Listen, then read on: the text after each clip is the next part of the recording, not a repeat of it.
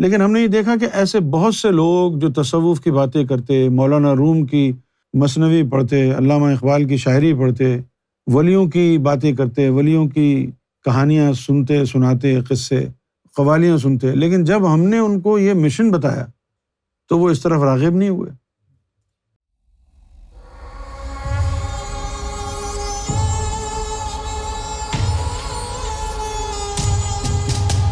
ہدایت اس کے مقدر میں ہے جس کو اللہ تعالیٰ ہدایت دینا چاہتا ہے، اور جس کے مقدر میں نہیں ہے تو وہ اس طرف راغب ہی نہیں ہوتا ہے۔ ہم نے بہت سارے لوگوں کو دیکھا کہ وہ تصوف کو پسند کرتے ہیں، تصوف کی باتیں کرتے ہیں، تو اگر آپ دیکھیں کہ بھئی کوئی صوفیوں کی بات کرتا ہے، مزارات پر جاتا ہے، صوفیوں کی کتابیں پڑھتا ہے، تو آپ کو یہی گمان ہوگا کہ اس کی یہ دلچسپی رکھتا ہے تصوف۔ لیکن ہم نے یہ دیکھا کہ ایسے بہت سے لوگ جو تصوف کی باتیں کرتے، مولانا روم کی مثنوی پڑھتے، علامہ اقبال کی شاعری پڑھتے، ولیوں کی باتیں کرتے، ولیوں کی کہانیاں سنتے، سناتے، قصے قوالیاں سنتے، لیکن جب ہم نے ان کو یہ مشن بتایا تو وہ اس طرف راغب نہیں ہوئے۔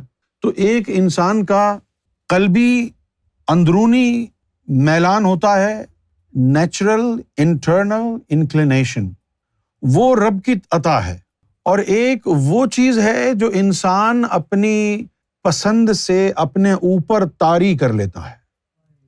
اب وہ پسند اس کی کیوں ہے یہ جاننا ضروری ہے۔ بہت سے لوگ اس لیے روحانیت کی باتیں کرنے لگتے ہیں کہ وہ ٹرینڈی ہے۔ اب خاص طور پر یہ جو ویسٹ ہے، یہاں پر جو گورے ہیں ان میں، اور جو ویسٹ میں رہتے ہیں لوگ، ان میں مولانا روم کی بات کرنا ایک فیشن ہے، اسپریچویلٹی کی بات کرنا ایک فیشن ہے۔ یہ ایک فیشن ہے کہ بھئی نیگیٹو انرجی، پازیٹیو انرجی، اس طرح کی جو ہے نا وہ جو بکواس ہے نا، یہ ایک فیشن بن گیا ہے۔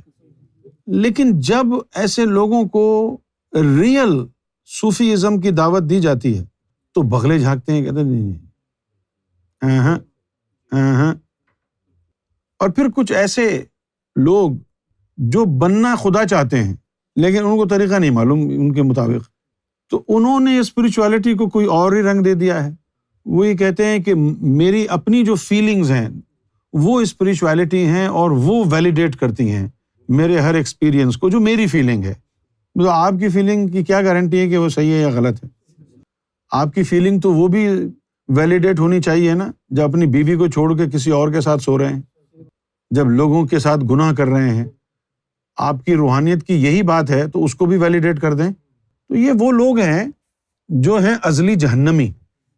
ضروری نہیں ہے کہ ولی کے گھر ولی ہی پیدا ہو، اور یہ بھی ضروری نہیں ہے کہ کافر کے گھر کافر ہی پیدا ہو۔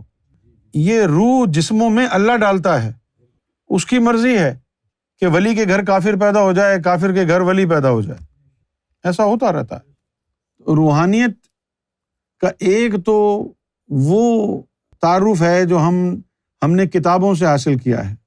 آپ لوگوں کو تو اتنا تجربہ نہیں ہے ان لوگوں سے ملاقات کا۔ میں تو گزشتہ 20-25 سال سے امریکہ اور کینیڈا اور آسٹریلیا میں جگہ جگہ جا کے میں نے، یعنی کینیڈا میں بھی بہت جگہ گیا، میں وینکوور گیا کینیڈا میں، اور میں ایڈمنٹن گیا البرٹا میں، کیلگری گیا، اور ونیپیگ گیا، اور ٹورانٹو، اور مونٹریل گیا۔ یہاں پر کسی کو روحانیت کا کچھ نہیں پتا۔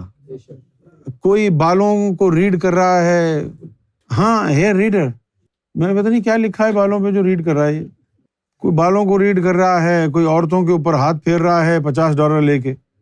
تو انہی چکروں میں لگے ہوئے ہیں، بس کوئی روحانیت نہیں ہے۔ بظاہر لگتے ہیں کہ بڑے روحانی لوگ ہیں، لیکن ان کی روحانیت یہ ہے کہ وہ لے آئیں گے نمک لگا دیں گے گھر میں، اس کے اندر موم بتی لگا دیں گے، کینڈل لگا دیں گے، پھر وہ لٹو گھماتے رہیں گے۔ وقت ضائع کرنے والے لوگ ہیں یہ جو اصل روحانیت ہے یہ روحوں کی بیداری کا نام ہے۔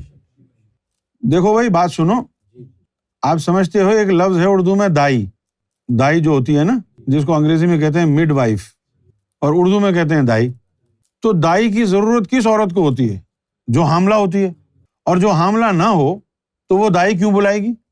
بلا لے گی کیا؟ اگر بلا بھی لے تو کیا کرے گی؟ وہ ہاتھ پھیر کے کہے گی تمہیں تو کچھ بھی نہیں ہے، واپس چلی آئی۔ اسی طرح مرشد کی بھی ضرورت اس کو ہوتی ہے جس کے دل کے اندر کسی مخلوق نے جنم لینا ہو۔ ہر کسی کو مرشد نہیں ملتا، جس طرح دائی ہر عورت کے پاس نہیں جاتی ہے۔ جو بندہ مرشد کا قائل ہی نہیں ہے وہ ہدایت پر کیسے آئے گا؟ اس کے مقدر میں ہدایت ہے ہی کہاں؟ کہنے کو سبھی کہتے ہیں جی ہم تو اللہ کو مانتے ہیں۔